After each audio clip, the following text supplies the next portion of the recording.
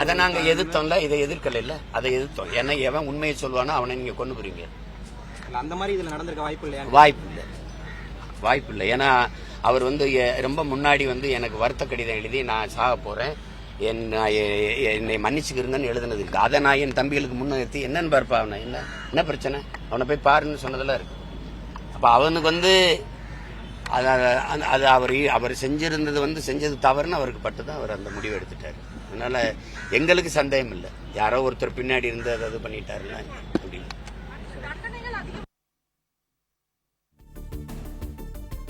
வேற யாரு கூட அதை நாங்க எதிர்த்தோம்ல, இதை எதிர்க்கல இல்ல, அதை எதிர்த்தோம். ஏன்னா எவன் உண்மையை சொல்லுவானோ அவனை நீங்க கொண்டு போறீங்க.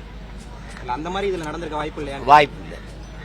வாய்ப்பு இல்லை. ஏன்னா அவர் ரொம்ப முன்னாடி எனக்கு வருத்த கடிதம் எழுதி நான் சாக போறேன், என்னை மன்னிச்சுக்கிறங்கன்னு எழுதுனது இருக்கு. அதை நான் என் தம்பிகளுக்கு முன்னிறுத்தி என்னன்னு பார்ப்பா, அவனை என்ன பிரச்சனை, அவனை போய் பாருன்னு சொன்னதெல்லாம் இருக்கு.